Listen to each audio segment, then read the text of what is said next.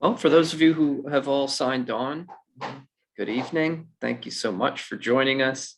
My name is Ryan Jurley. I'm the Community Engagement Coordinator for the Musconetcong Watershed Association, and I'll be hosting / moderating tonight's talk, which is ultimately being led by Corey Tierney from Warren County. He'll be talking about preservation in the county, open space, farmland, historical preservation.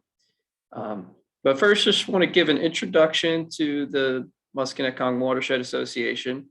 For those of you who aren't familiar, we are a nonprofit, environmental nonprofit group, and our mission is to protect and improve the quality of the Musconetcong River and its watershed, including its natural and cultural resources. So we certainly care about not just the river, but also the communities that have come to depend on it and come to enjoy it.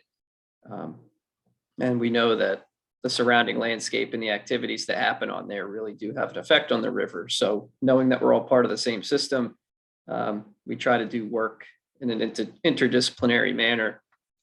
So that looks like water quality monitoring on a volunteer and professional level. We have education programs for school kids and also adults.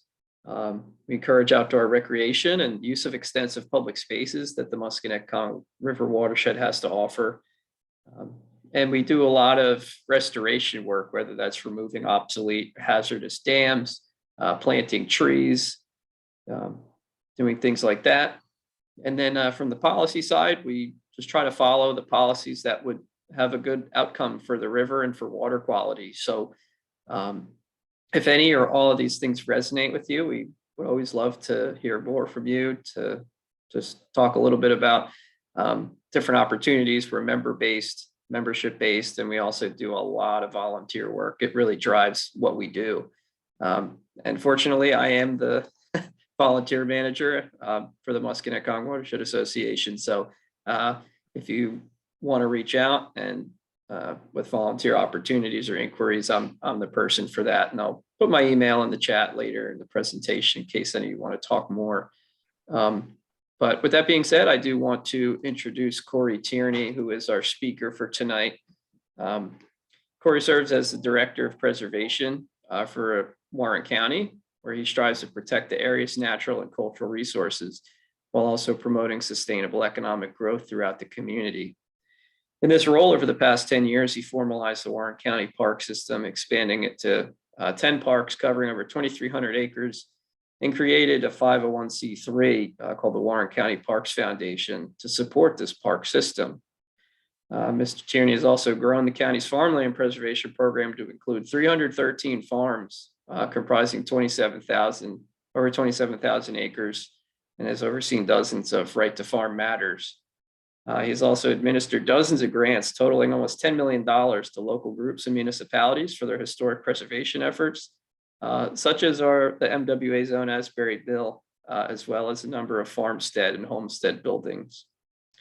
Having been born and raised in Northwest New Jersey, he has an extensive background and also familiarity with this area.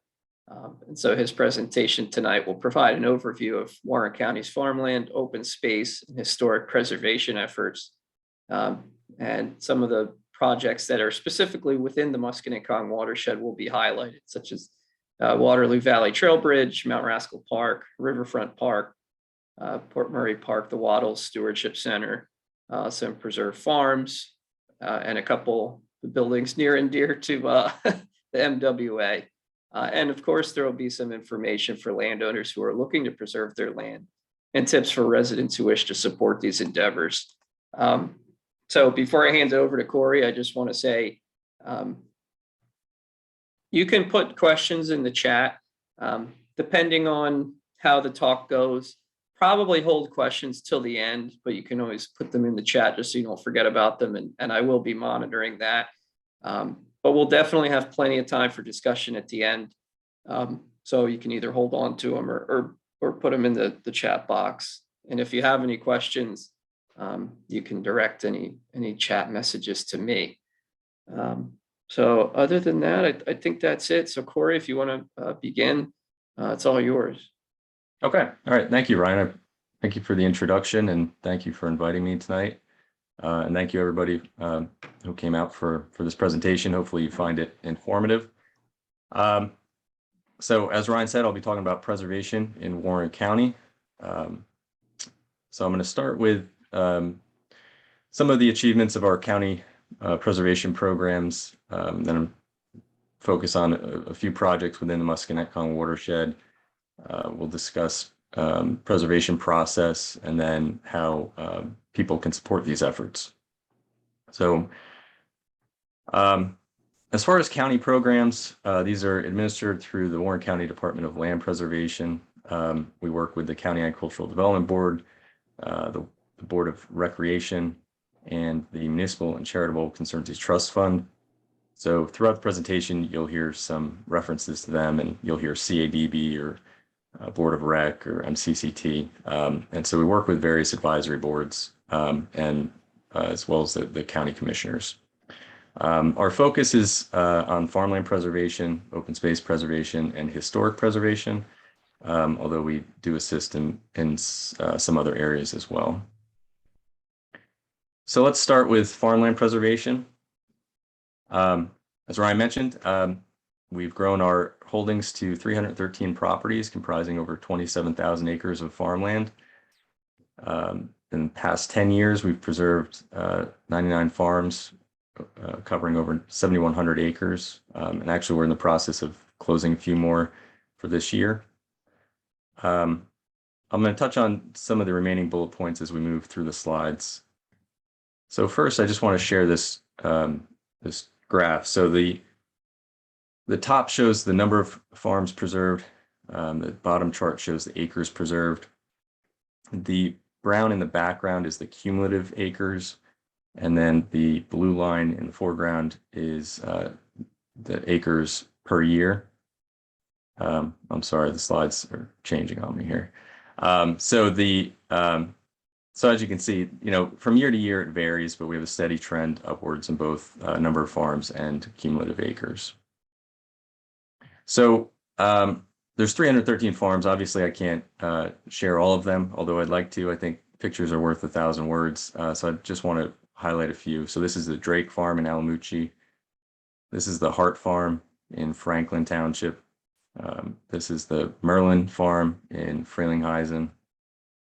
This is the Brook Hollow Winery up in Knowlton Township. And this is the O'Dowd Farm in Greenwich and Franklin. So the O'Dowd Farm in Greenwich and Franklin was one of two, I'm sorry, the slides are changing on me here. Is one of two. Corey, yeah. It could be like an automatic slide timing thing. So if you want to like just, probably go to the slideshow tab up at the top. And it looks like there should be use timings. So the use timings is checked. Uncheck that and see if that works. Okay, thank you. Go back to the full screen and see if it holds. That's happened to me before, I know that.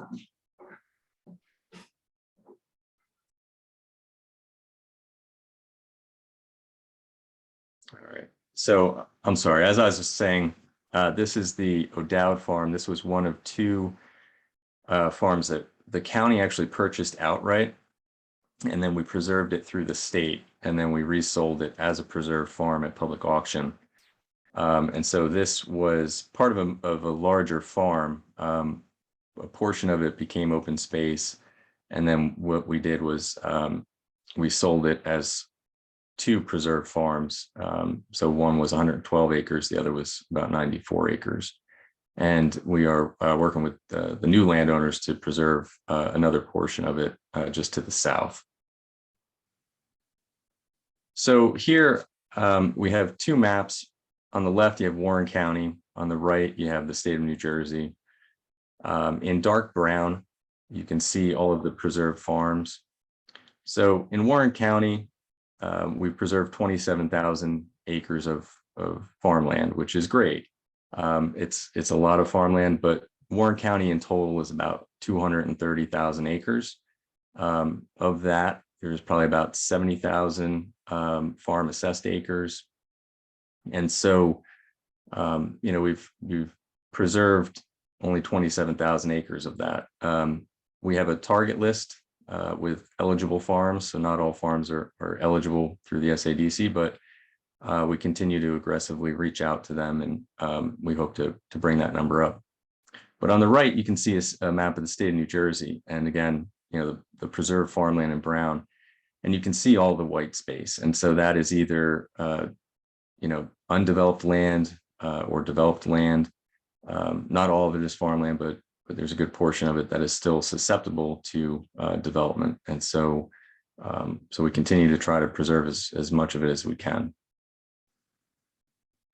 So next I want to turn to open space preservation. So we've now grown our county parkland holdings to 150 properties that total over 2,300 acres. Over the past 10 years, we've preserved about 27 properties for 642 acres. So I'm going to touch on some of these bullets as we go through. Again, another chart. It shows the number of properties preserved and also the acres preserved on the bottom. So in the green is the cumulative, the blue is our annual preservation. And again, as you can see, annual, it fluctuates. It's very dependent on what properties are available, and depending on the issues that we might run into, which I'll talk about later. So last year we preserved 49 acres, and we have quite a few in the pipeline. So the charts don't tell the full story. I think it helps to look at a few examples. And so this is a map of a section of the Morris Canal Greenway. And as I go through, you'll see a lot of Morris Canal Greenway projects. And that's because this is the focus of our county open space plan is connecting or building a greenway that follows the old Morris Canal. And in addition, we also have 3 natural resource areas. And so a priority is to also build upon and expand those greenways as well. So this is in Lopatcong. This is Route 22. And you can see the Phillipsburg Mall there. And so this is just north of that where the Lopatcong Creek crosses under Route 22. And so the old canal used to pass through there. So the parcels that are shown in light green are recent acquisitions, and then the parcels shown in dark green are ones that were preserved prior. And so as you can see, we're connecting these pieces together. It's kind of like a big puzzle. But these are really great because they're accessible. They contain the old canal, and they're close to the creek to provide some stream access. So in that area, we have Locke Street Park, which is a beautiful little pocket park. And there on the left, you can see the Lopatcong Creek as it passes under the old bridge on Locke Street. And if we head east now into Greenwich and Franklin, this is also along the Morris Canal Greenway. And I had mentioned the O'Dowd farm that we preserved before, and this is the open space component of that shown in the light green. And then the farmland preservation components are shown in the brown below that. And so we were able to acquire 60 acres of open space. We were able to secure funding through US EPA. They have a supplemental environmental project. And so we were able to purchase this. And then we worked with New Jersey Audubon, who now manages it, to return it to native wildlife habitat. So we have warm season grasses planted there now. So leaving the canal, if we head over to our Marble Hill Natural Resource Area, you can see this is located along the Delaware River. And this is I don't know if you can see where it says Lopatcong land swap. That's about where the Phillipsburg High School is. So this is located between the high school and the Delaware River. And again, the light green parcel is one that we acquired, and we did this through a land swap with Lopatcong Township, which has the grid pattern on it.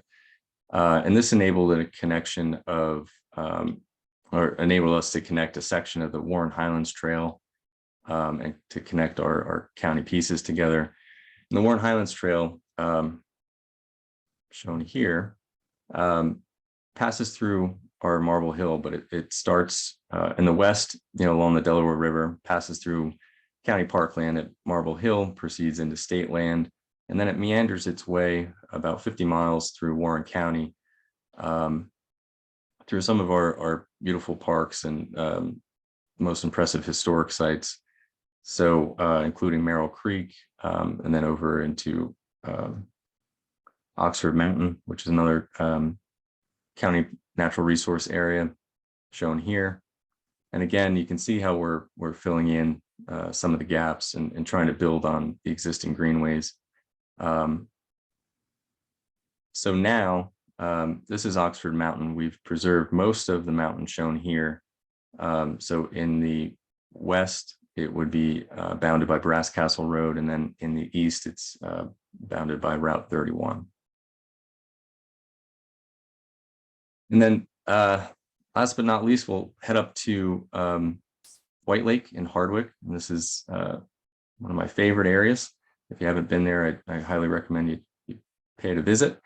But as you can see, we're still expanding upon that. And it's not clear here, but if you look at the light green parcels that we've acquired recently, they are bordering the Pollenskill, and so we're providing some buffer to the Pollenskill up there, as well as some access opportunities.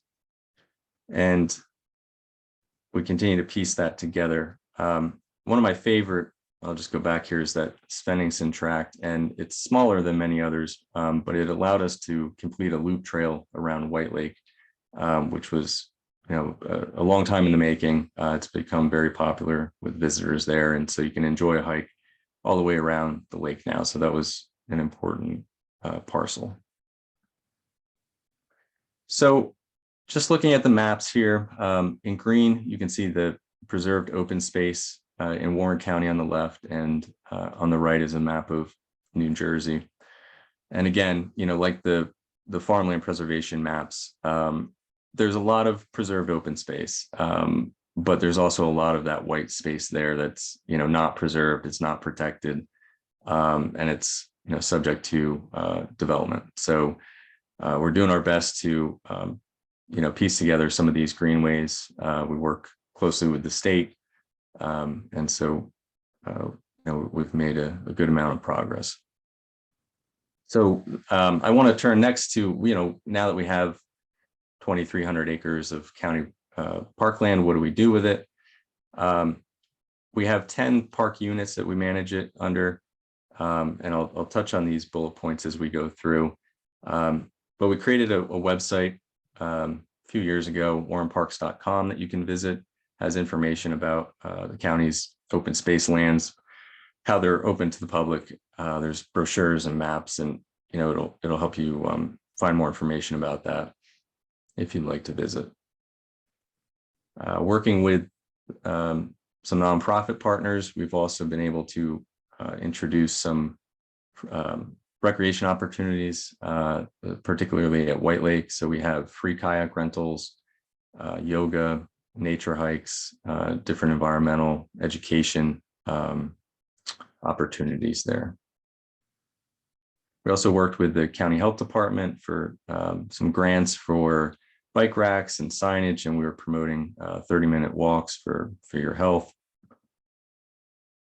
And over the years, we've worked closely with the Nature Conservancy, Ridge Valley Conservancy, New Jersey Youth Corps, and New Jersey Audubon, and to help us manage our parks, and particularly White Lake, which is especially sensitive.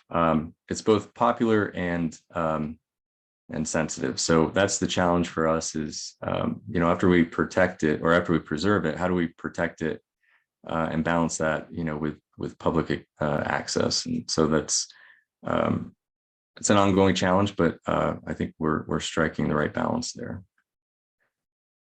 So to help us maintain the parks, we also created the Warren County Parks Foundation in 2015. And this organization helps organize volunteers. And so they help maintain trails, help clean up litter. They lead hikes and help educate the public about our parks. And next, I want to talk about briefly just some park improvements that we've made. So we've developed 20 miles of trails, 11 parking areas. We've installed dozens of trail kiosks and picnic benches and picnic tables. And so we're trying to, again, strike a balance. We want to make this accessible. We think that, the taxpayers invested in this land. Many of them want to go out and enjoy it. And we think that also, helps build support for future preservation efforts. And so we've been very aggressive with that, but we also at the same time want to be careful about protecting all of the environmental resources that, that make these places so special. So here you can see the trail I was talking about on the Svenningson tract. So working with the volunteers, we were able to clear the trail around White Lake. It passes through some beautiful meadows and around the lake.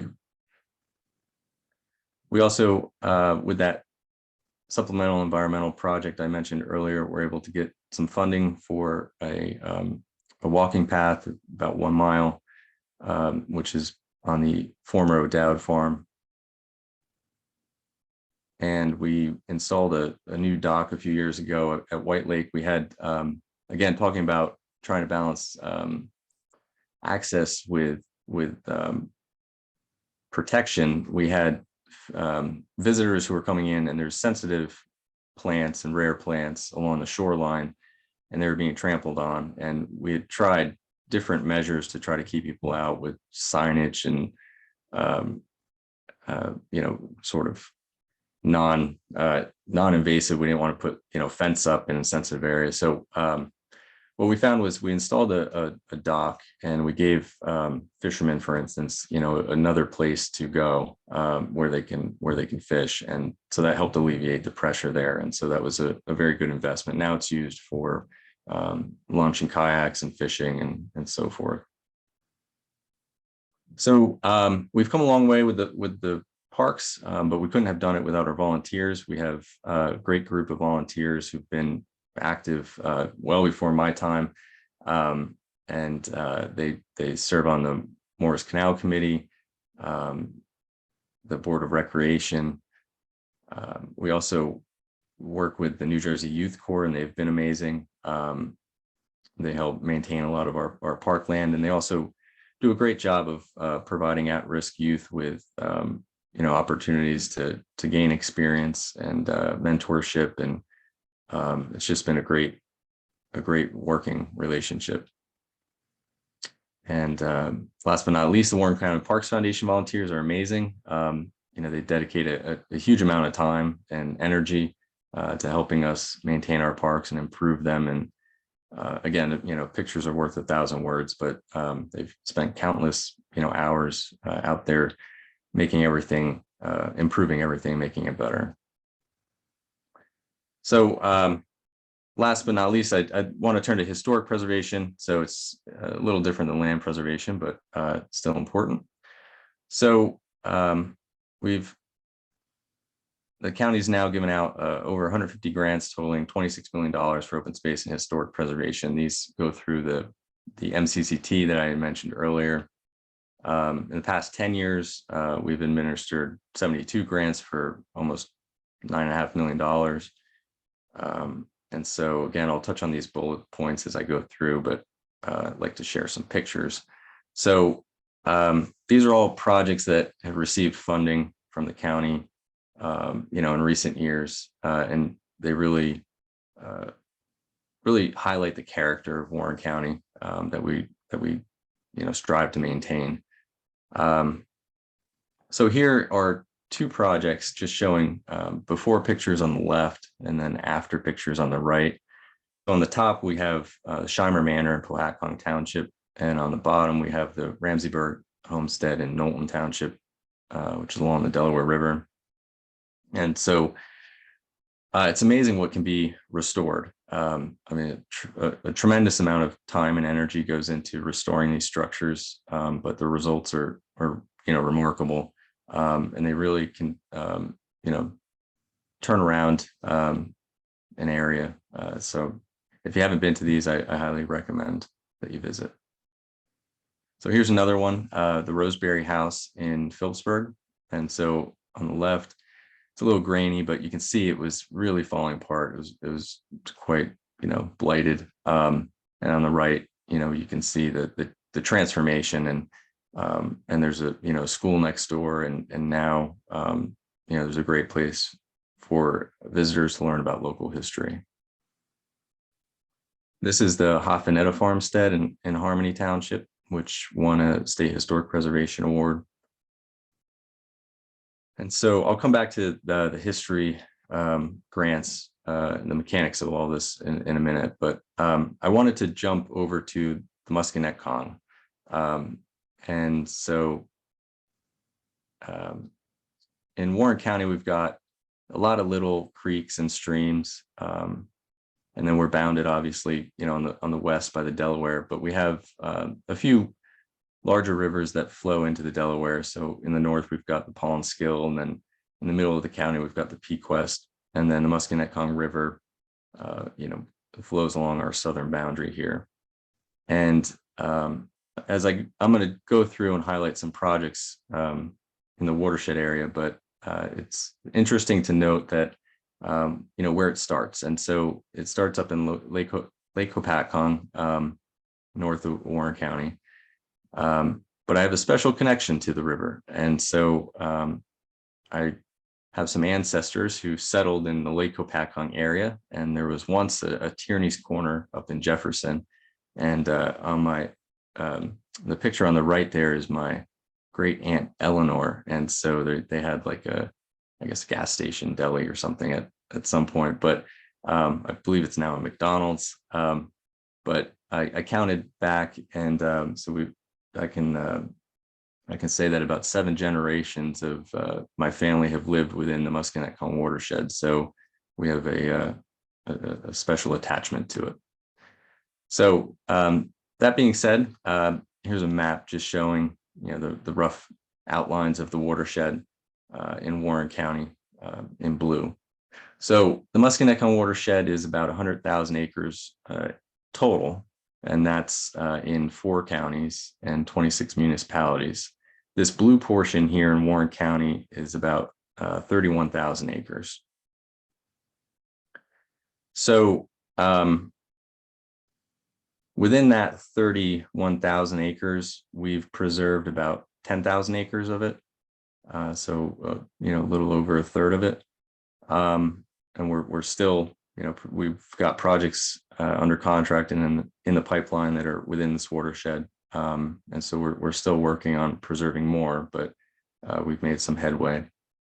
So I want to take you on a quick little tour downstream. So I've highlighted here some sites in red where the red stars are. So we're going to start in the north, and then we'll head south. So the first project I want to share with you is the Waterloo Valley Trail Bridge. And so this is our trail, our bridge department installing a trail bridge in the middle of winter. It was rather cold that day, but they did an amazing job hoisting this across. There's a breach in the canal towpath. And this was an important project because, as you can see here, this is Alamuchee Mountain State Park. And so we're just north of Hackettstown. And in the large red oval is a 5-mile section of the Morris Canal Trail that leads into the state park. And then in that little smaller oval there, you can see where the canal trail leaves the dark green and goes into light green. So that's county parkland. And so we had this connection that unfortunately, due to a big breach in the canal towpath, wasn't really accessible. And so it was important to connect that. And so we were able to work with the state and get some trail funds and a grant. And then we coordinated with the state parks and our bridge department and planning department, engineering. It was a heavy lift, no pun intended, but we were able to get it done. And so now we've got a nice connection all the way from Bilby Road in Hackettstown, and you can follow the canal trail north all the way to Waterloo Village now. So for this project, we actually won the 2021 National Coalition for Recreational Trails Award. And so we had a nice ribbon cutting last summer. Bridge is getting good use. And so I invite you to go out and visit. There's a little pull off on Bilby Road, and then you can just follow the trailblazes. So next I want to head over to Mount Rascal Park, which is just down the road from where we were on Bilby Road. And so on the left, you can see a section of the Morris Canal. This is what they call a basin, and it's holding water in this picture. And so seasonally, it'll hold water, and so it acts as a vernal pool of sorts. And I was actually just there a few days ago, and there's spring peepers, and lots of frogs, and it's a great area. But then on the right, you can see a stream that we have coming down off of the mountain there, and that's the Bowers Brook. And this stream then goes and passes under the road, and it comes out near M&M Mars, and so you might recognize it from there. And there was a great restoration project there years ago, and some recent work as well. So this is a map of the property, and in the upper right hand corner, you can see a green area. That's actually Alamuchee Mountain State Park, so we're not far from where we were in Bilby Road down there. But the parcels shown in light green are what we've acquired. And so with the state, we've pieced together about 400 acres of preserved land there. And in this map, you can see that same area outlined in red, and the turquoise or the green is the wetlands areas, and then the streams are shown in blue. And so there's a headwaters to the Bowers Brook tributary, and the wetlands are protected here now. And the canal basin itself sort of acts as like a catch basin and a vernal pool, and then it drains into the Bowers Brook. And then the Bowers Brook heads south through town and then comes out at Alumni Field, Riverfront Park, which we'll visit shortly. So also over at Mount Rascal Park, we, with the help of volunteers, have created some trails. So access is off of Alamuchee Road, if anybody wants to go there and visit. And then next, I wanted to highlight Riverfront Park. I mentioned it. It's a beautiful park that the county had, before my time, given the town a grant of $400,000 to help preserve this area. And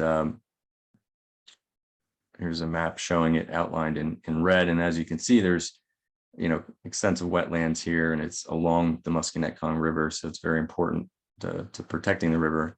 But there's an amazing network of trails there, nice amenities, playground, and it's just a beautiful park. So we started taking our kids down there when they were little.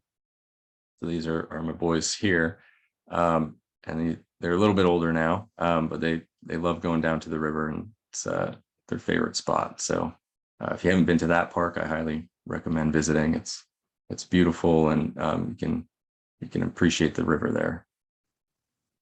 So if we head west a little bit into Mansfield, our next stop is at the Port Murray Park, right in Port Murray. And here's another another section of the canal shown here, and then the map here. So we acquired a big property there a few years ago, shown in green, and we've been piecing it together. And We hope to connect from Port Colden to Port Murray in due time. And also here shown in the outlined in the brown there, we have a pending farmland preservation project of about 285 acres on top of the hill, which is also within the Musconetcong Watershed. So again, looking at the wetlands map, so the Port Murray Preserve is shown in on the top, outlined in red, and you can see the wetlands areas and the stream, and there's an unnamed tributary going into Musconetcong. And then the second area that's outlined in red is the Wattles farm, which I'll get to next.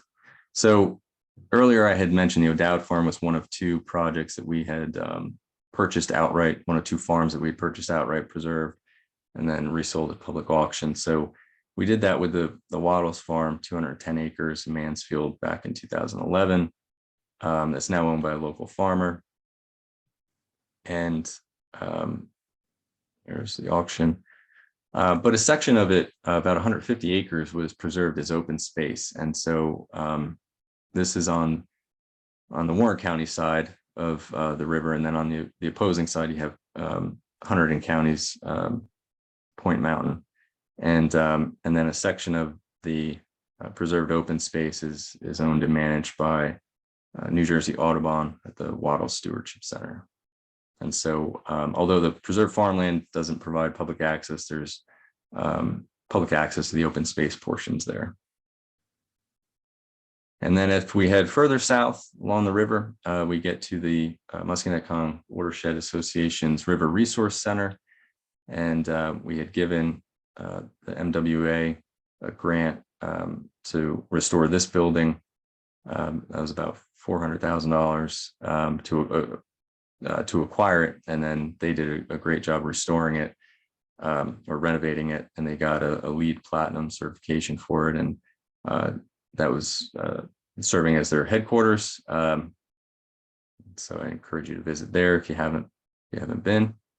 And then just across the street we have the Asbury Mill. The county also gave a grant for this project, several grants to the MWA, which I think we're up to over $900,000 in funding for the historic restoration of this mill. So now that I've run through a bunch of projects around Warren County and also within the Musconetcong Watershed, I wanted to talk about some of the mechanics of preserving it. So we have two programs primarily that we work through. So we have the Farmland Preservation Program with the SADC, and then we have open space program with the NJDEP Green Acres.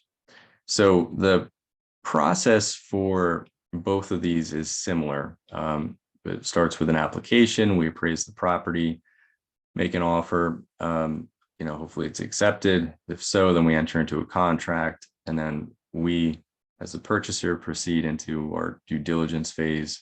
We conduct inspections, we complete a survey, or order title work, and complete a legal review. There are different funding sources and agencies. So there's farmland and open space, and then you have your federal, state, county, municipal, and nonprofit funding sources. There's various applications and sort of permutations as to how you can put projects together. What I recommend is, if you're a landowner interested in preservation, or if you're somebody who's trying to assist with preservation in your town, and you have a project, contact me. I'll help steer you in the right direction, and find a way to hopefully get the project completed. I know there's a lot on this slide. You don't have to concern yourself with all of it, but just know that we try to find different options to make projects work.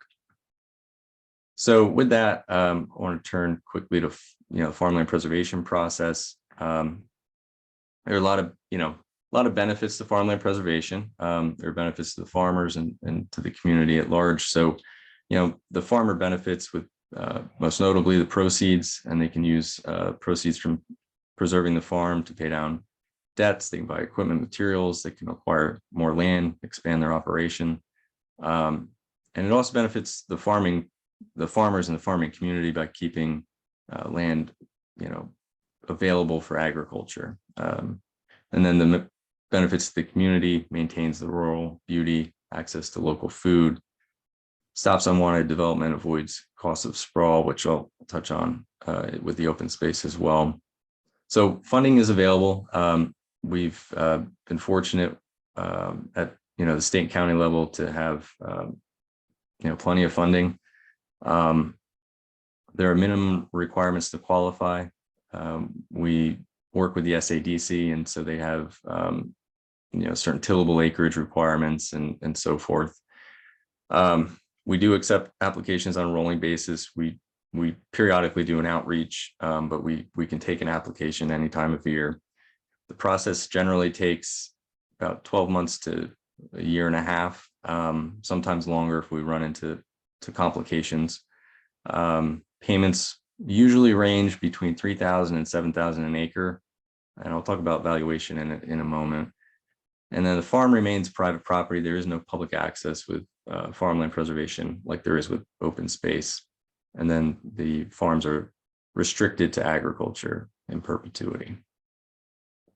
So I mentioned there's minimum requirements to qualify. So the land has to be eligible for farmland assessment, has to be within the county ADA, which in Warren County covers almost 90% of the county.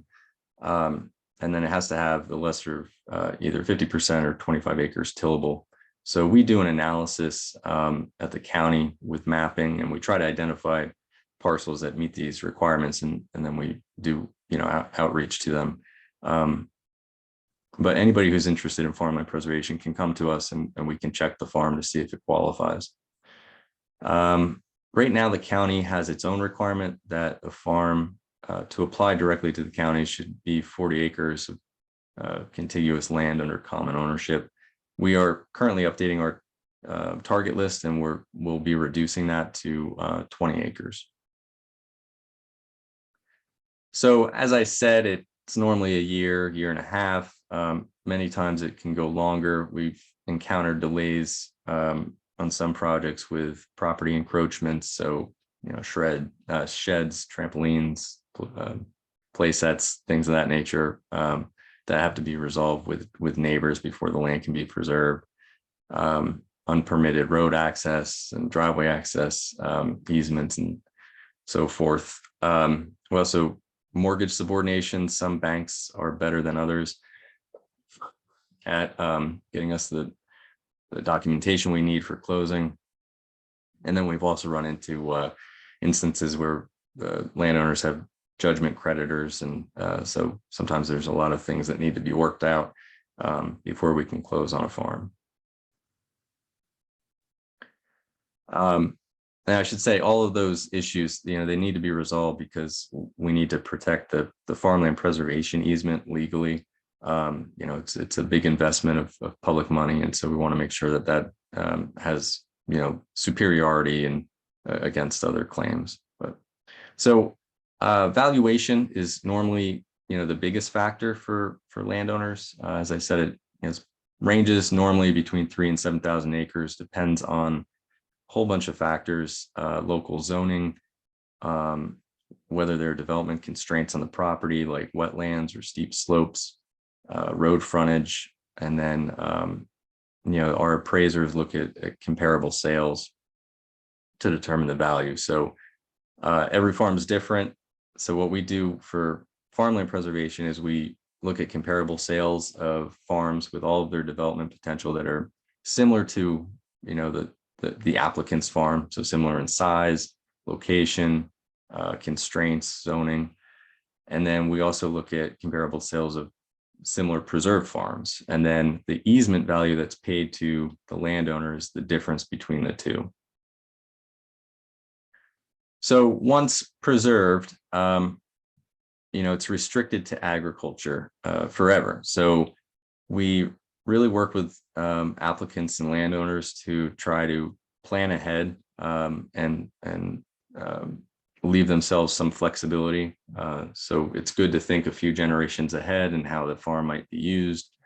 And we have different tools to do that, like exception areas. But at the end of the day, it's restricted to agriculture. And so that has to be the primary use of the property. And we monitor it closely, so that, houses don't pop up where they're not supposed to. And, we've had issues with illegal dumping that we've had to rectify. And increasingly, we're seeing some preserved farms where they're serving more as a venue or a retreat than they are for agricultural production. And also, we've seen instances, where there's been some call it the excavation or severe soil disturbances, and so the state's in the process of addressing that with some regulations. But so that's it for farmland preservation. We'll turn to open space. Again, it's a similar process, begins with an application. There are many benefits to open space. So unlike farmland preservation, where the landowner, retains ownership, with open space, they sell it outright. It can be owned and held by the state directly, the county, municipality, or a nonprofit. But there's a public access component, and it's for purposes of natural resource protection and outdoor recreation. But there's a lot of attendant benefits, and so it improves the quality of life of local residents, helps control sprawl, reduce traffic. There's also, countless environmental benefits, protects watersheds, aquifer recharge areas, protects habitat, can serve as a carbon sink. And health benefits include, helping provide clean air and water, but also areas for outdoor recreation and exercise. And some studies have shown that it can help alleviate stress, improve mental health. And economic benefits include avoiding the cost of sprawl. There's a cost that goes along with development that has to be maintained and repaired, and so there's a lot of costs that follow development. And so one benefit is just avoiding some of those expenses. It also helps outdoor recreation and ecotourism economies, increases or may increase surrounding property values, and protects natural capital, which provides ecosystem services. And the state has a great study on the evaluation of that. So getting back to the process, there's one additional stage to the process in open space projects that we don't have for farmland preservation. That's the environmental inspections. So this can be another delay. So we inspect the properties, and then any environmental concerns have to be addressed by the landowner or seller prior to closing. And so, debris, garbage, abandoned tanks, mysterious fill material, all sorts of things crop up. So we make sure to investigate those thoroughly and make sure that those are properly addressed and remediated. Next, I want to come back to historic sites. So I had mentioned some historic projects. The process for historic preservation is different than land preservation. So it normally starts with, planning, often construction drawings and plans, working with an architect or an engineer, then estimates from, contractors, and then if there's certain permits that need to be pulled, and then overall project management. And so there's a lot that goes into these projects as well. There are different funding sources: New Jersey Historic Trust at the state level, the county through our MCCT, and then municipalities and nonprofits can also provide funding. So again, if you have a project, in mind, come see me, give me a call, and I'll try to help guide you to the appropriate, funding sources and making applications. But we do have applications for this year's MCCT program are now available, and they'll be due back on June 17th. So we have $500,000 available this year. That money can be used for both farmland, historic preservation or open space. So for open space, or if it's a historic structure that's to be acquired, the MCCT grants can be used for 50% of the acquisition costs. And then if it's for historic restoration, then the grants can be used for 75% of those costs. And so the balance, has to be provided through a match. The historic sites have to be listed or eligible to be listed on the historic registry, and then the work has to follow the guidelines from the Secretary of Interior. And they are 2-year grant terms, and then there's a 1-year extension that can be available. And a permanent preservation restrictions then placed on the property. So there are a lot of old buildings in Warren County, or really throughout New Jersey, but in Warren County. And we really wrestle with trying to prioritize what needs, needs to be preserved, and how to do that. The MCCT takes a really close look at the applications. It's very competitive. They, will visit the site. They will ask the applicants to make a presentation. And the 3 biggest factors, I think, are a site's historic significance, its public benefit, and its viability. So looking back in time, in the past, how historically significant is it? Currently, what's the public benefit? How can the site be used for the community? And then looking forward into the future, is it viable? So after the state and the county and maybe the town and nonprofit all invest money in a structure, who's going to keep the lights on? Who's going to pay the bills? Who's going to keep it heated? How is it going to generate revenue? How are we going to protect that public investment in the structure? And that's been a real challenge. I think Rutherfurd Hall, shown here, has done a great job and is a good example. It's historically significant. They do a lot of community programming. They have a lot of visitation, but they've also found some good ways to raise some revenue. Weddings and paid events, and they have kayak rentals there now. And so I just encourage anybody thinking about those types of projects to give that some thought. So I guess leaving the process now, I guess I was asked to talk about how people can support preservation. So these are all wonderful projects. How can you help? So I think start local. Look around, what's preserved, what's not. There are some great resources available online. They're free. The New Jersey Conservation Blueprint is a mapping tool on jmap.com that you can use. It has all the parcel data. It's a GIS program. It's pretty user-friendly, pretty simple. And you can navigate through and see what's preserved. You can, find block and lot numbers. You can see how it might connect to other preserved parcels. Again, the wetlands map that I was showing before was from this program. NJDEP also has a free online mapping program. The SADC has one, and so I encourage everybody to use those. But look around, see what's preserved, see what's not, and then think about what you would want to see protected. I think another question is it available? So there's a lot of properties that, we'd all love to see permanently preserved.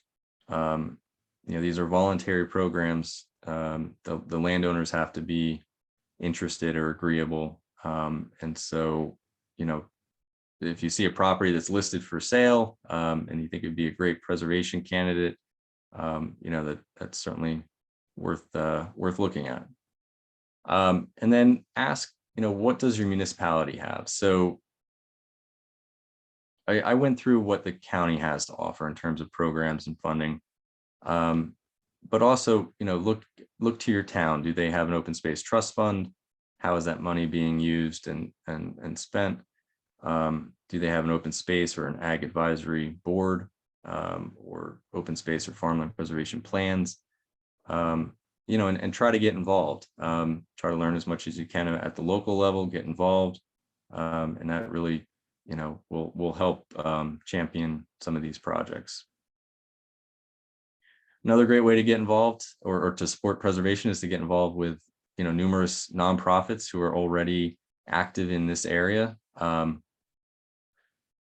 There's various land trusts. It's great that you're here tonight with the Musconetcong Watershed Association. Find your niche. Everybody, different groups have different focus. Find what you're passionate about. And, these organizations do great work, but, they need your support. So, that's another way to help preserve more land, is to help those who are already doing that work. So that concludes my presentation, but I am happy to answer any questions, and I just want to thank everybody for coming out tonight. Thank you, Corey, for such a comprehensive presentation. I appreciate how you went through so many different steps of the process and different kinds of preservation. I see one question in the chat. I'll start with a question of my own, just to give some other people time to kind of collect their thoughts. Are you limited when it comes to preserving land? Are you limited more by funds and capacity, or are you limited by available parcels for preservation or for sale? I mean, which is usually what you're in need of? Yeah, it's a great question. I think it's more, there's always a limit, as far as, funding and so forth, but we've been pretty adequately funded. We've got more than adequate funding in farmland preservation. It's more a matter of availability, and whether the landowners are willing to preserve it. We're responsive, to properties that go up for sale, but we do our outreach ahead of that. So every year, we send out letters. It's really helpful to have people at the local level who might know the landowner. We try to contact them the best we can, but they don't know us. If there's a neighbor, or if there's somebody in local government who knows the landowner and who can talk to them first and be that bridge, I think that's really helpful. But yeah, at the end of the day, these are voluntary programs. So we can chase after landowners, but if they're not interested, they're just not interested, unfortunately. And I don't know if this is more farmland preservation, but just in general, are there common misconceptions that people have? Like, are there concerns they have? Well, if we go this preservation route, then I can't do X, Y, Z, or I'm not going to be able to do this, or my family won't be able to do this. Is there anything like that that ends up not actually being a factor?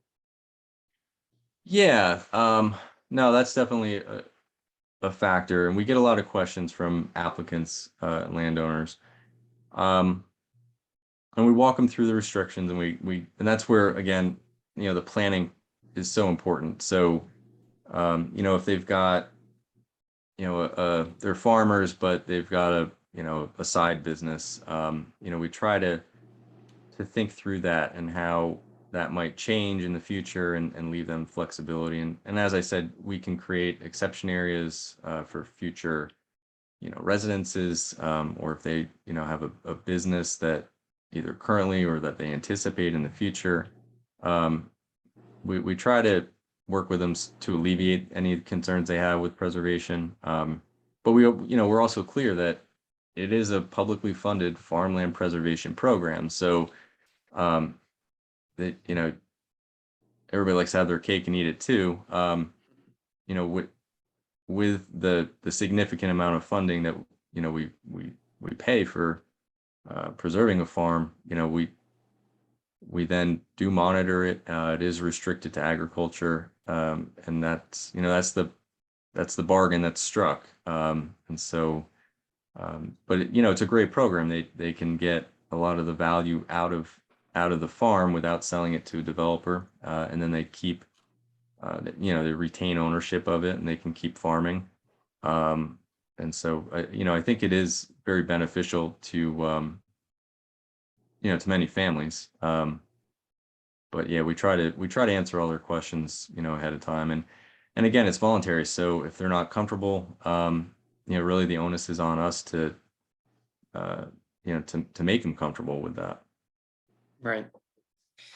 Okay, got a couple questions here.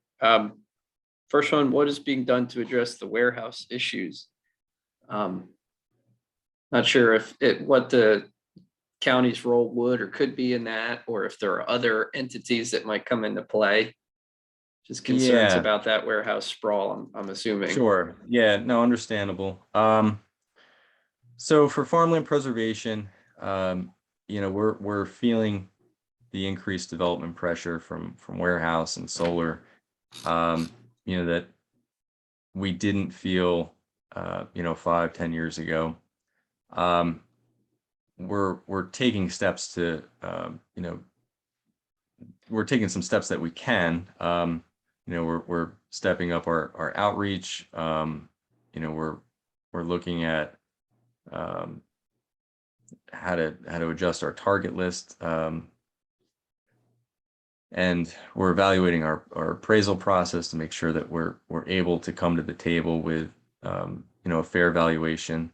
That being said, when we utilize state funds, we're limited as to how we can appraise a property. So you know, by law, the appraisal process has to follow certain standards.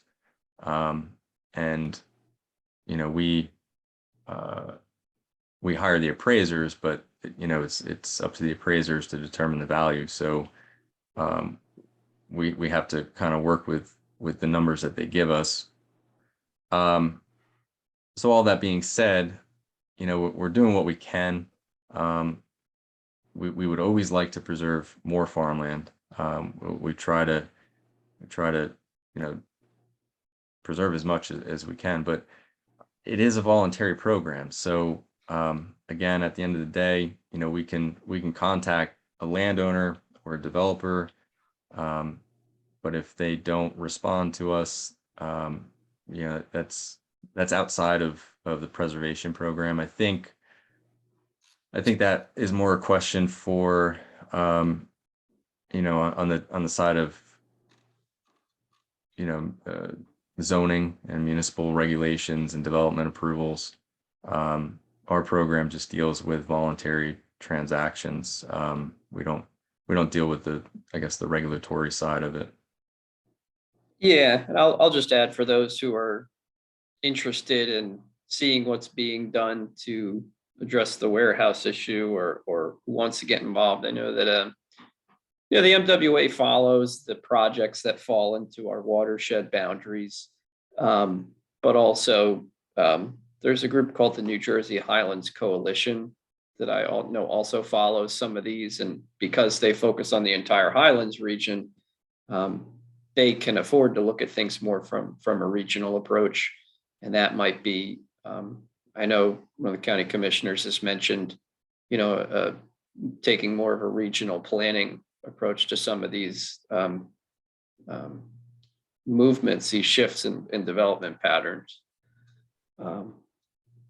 Next question, can you give a little explanation of how things look from the farmer's ends of things? Is this usually a farmer who's having trouble making money? Or what about a farmer who's just ready to retire? Do they have to continue farming if they don't want to?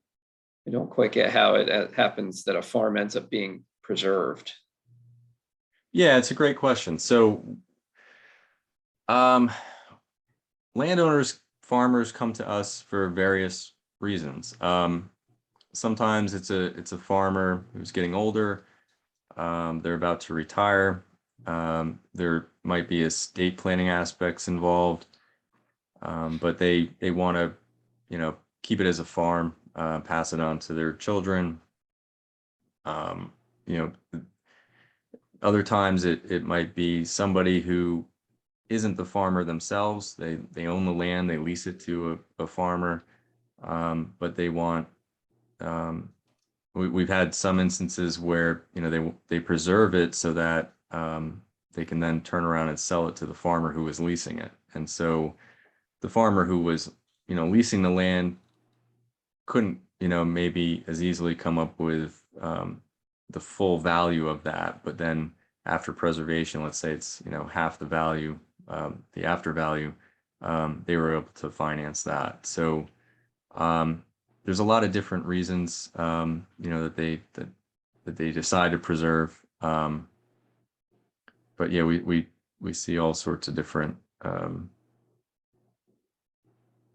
different motivations. And I think there was another part to that question I maybe didn't answer. Yeah, I think the first half of the question was kind of what causes them to approach. Is it trouble making money? But then if they don't want to continue farming and it becomes Right. preserved, what are their options? Thank you. Yeah. So once it's enrolled in the Farmland Preservation Program, it has to remain available for agriculture. So there's no requirement necessarily that the landowner has to keep farming it. But if they can't do it, then they should probably hire somebody or lease it out.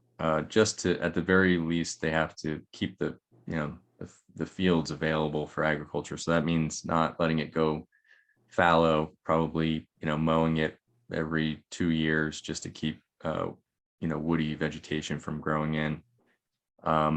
We really haven't seen that become an issue, and I think the reason is because even though it's preserved as farmland, the landowners still need to maintain their farmland assessment for tax purposes. And so I think that's the bigger motivation is, even if they step back maybe, and they don't want to farm it themselves anymore, they tend to lease it out to another farmer, where they find some way to keep it in agriculture, just at the very least to maintain their farmland assessment. Okay. Next question, are there restrictions that would prevent a marijuana factory from being placed on preserved farmland? I'll probably just split this up into two-part myself. Number one being just plain cultivating the crop, like growing the crop, and then any sort of processing that would come as a result of that. Is that something that can happen on that land? So it's a good question. So the way I understand it is the law currently requires that the marijuana be grown in a facility, and that it's not the state law that permits that doesn't permit just growing it in a field. So I think we have a few greenhouse facilities that are preserved. So there's the potential that it could be grown, in one of those facilities, but it would have to go through the state licensing, permitting process. And I'd have to consult with the SADC to see with the state, to see if that would be permitted. Yeah, definitely an interesting question. And probably, is it different for hemp? Because I know hemp kind of predated cannabis in terms Yeah, it might of be. legalization. Yeah, I'm not sure. I know I think the state had a pilot program for hemp, but I don't know where that ever went. Yeah. We don't have any that I'm aware of, we don't have any hemp operations. Yeah, it's certainly interesting. I'm interested to see how the next 5-10 years play out for those two crops, just because of, I guess differing, changing perceptions on what they're good for, and if they are good at all, and whether that brings, it probably would bring more money to the ag industry, just because of its appeal. Next question, can you speak to how the county prioritizes / funds open space maintenance? And this is for those of you who are in the environmental field, you know that it's one thing to do a project, it's another thing to continue the maintenance in perpetuity or as long as it needs. Right. So we don't have, so we have at the county level, we have grants available for open space acquisition. We don't have, and we collect funds at the county level through the county open space tax. But we don't have a grant program for like stewardship or maintenance, or for park improvements, or so it's just for open space acquisition. For county parkland, we have a budget item, a budget line in our open space trust for maintenance. Although that's limited, we're restricted as to how much we can put towards maintenance, and that's why we've really wrestled with that ourselves. We've tried to work with nonprofits and the New Jersey Youth Corps, and it's a big challenge. There's so much more that that could be done, but it really requires just invasive species removal, let alone habitat restoration. These are all important, worthwhile projects, but it's hard for us to cobble together the expertise and the resources to do that. But yeah, we don't have anything available for municipalities or nonprofits at this time. I believe that NJDEP was making some funds available to nonprofits for stewardship, and there's different sources out there, that towns, nonprofits can take advantage of. We were able to work with New Jersey Audubon and get some funding through National Fish and Wildlife for forestry stewardship plan, and but yeah, it's tough. That's a good question. It's a great question. But yeah, at the county level, we don't have a grant program for that. Now, does that limitation or reality kind of steer you away from acquiring more land, or just from turning open space into parkland? No, we try to be as aggressive as we can with open space acquisition as well. For county parkland, so that we have the county open space trust, we have administrative costs, and then we had some debt expenses, which we're zeroing out soon. But and then the balance goes to the different programs. So 55% of that goes to farmland preservation, 25% goes to the MCCT, and then 20% to the Board of Rec for county park acquisition. So we're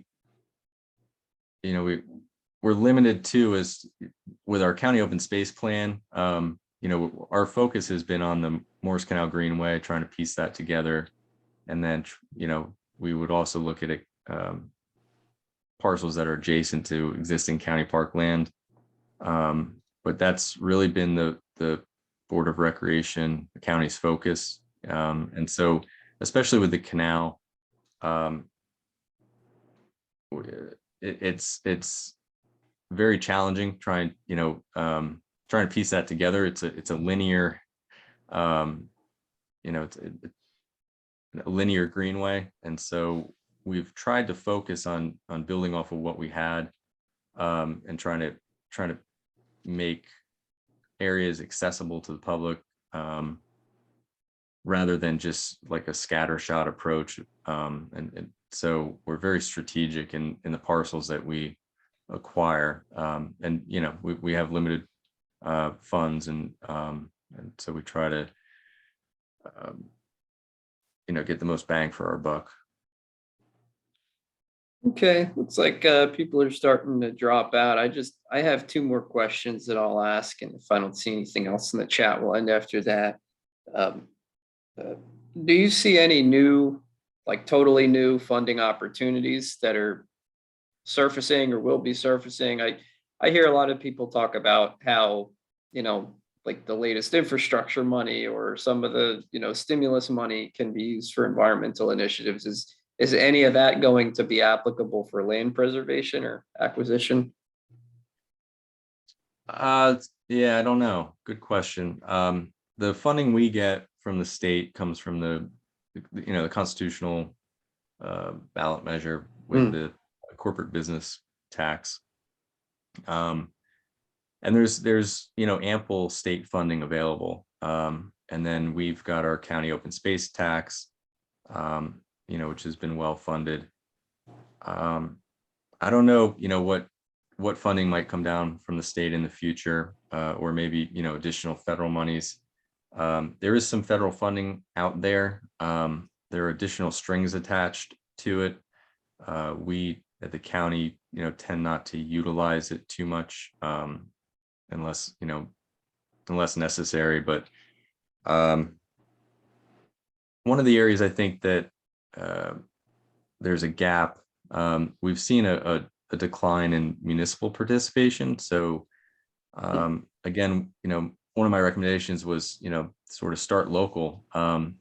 What's your town doing with their local open space tax? How much are they raising? How much land, have they helped preserve?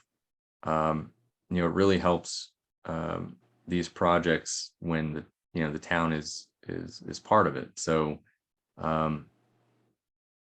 there's funding that's available to the towns that, if they don't apply for it, Green Acres or SADC, that's additional money that comes into it. It's to the towns, but it's coming into the county. Those are different pots of funding that we can tap to get more projects done. This would probably be a quick question. What was the cost of the bridge for the canal section? I think that it was about $30,000. That was for the bridge, and then we had some. I don't have the breakdown in front of me. That was just for the bridge. It was a 60-foot bridge, and it had to be a special type of bridge because we're almost a mile into the woods, and the only way back there was on the narrow towpath. So it was a sort of a modular bridge. It was like a giant erector set. But then there were attendant costs that, our bridge department labor. I don't have the figure for that, but I know they spent, several days out there, putting it together and rigging it and moving it into place. Yeah, I know we're doing similar kind of bridge. Actually, we're hoping to on a state wildlife management area land, and the permitting is the big expensive part of the process for us. Right. Yeah, we were fortunate. We had, help from state parks with that, but we did retain an engineer to help with, the permitting as well. So. Okay. I saved my toughest question for last. Do you have an idea for, like, is there going to be any next big thing for, the county preservation department or parks? Like, you referenced building the website, you referenced starting the nonprofit to help support this stuff. Are there any new initiatives or any new branches or directions that you see your department going in the, next 5 years, or is it just kind of keeping the ship on its current path? Yeah, I think keeping the ship on its current path. I think we've been making steady progress. We did recently announce some new environmental education programming. We have Jennifer in my office who's leading that. But that's only a portion of her responsibilities. So we've gotten a really good response, a lot of inquiries about that. So that's encouraging. So I think it's we kind of try to grow strategically and but yeah, we don't have nothing that I can think of that would like jump out. I think we're just trying to year by year. We preserve more farmland, more open space, try to fill in the gaps, connect the greenways, rely on nonprofits and volunteers to help us maintain it and educate the public about it. Yeah, and at the end of the day, that's the most important. And it's, some of the comments mentioned, it's just incredible the amount of work you guys are doing. And figure it's a good way to close. It just for those of you who stuck with us till the end, thank you. And Corey, thank you so much for your time and your expertise. I know that people got a lot of information out of this, and of course, I know I did too. So I really appreciate it. Yeah, it was my pleasure. Thank you for having me, and thank you everybody who attended as well. I appreciate you joining us. All right, so this will be on YouTube for anybody who wants to go back to something. But otherwise, thank you again, and hope you all have a good night. Thanks. Take care.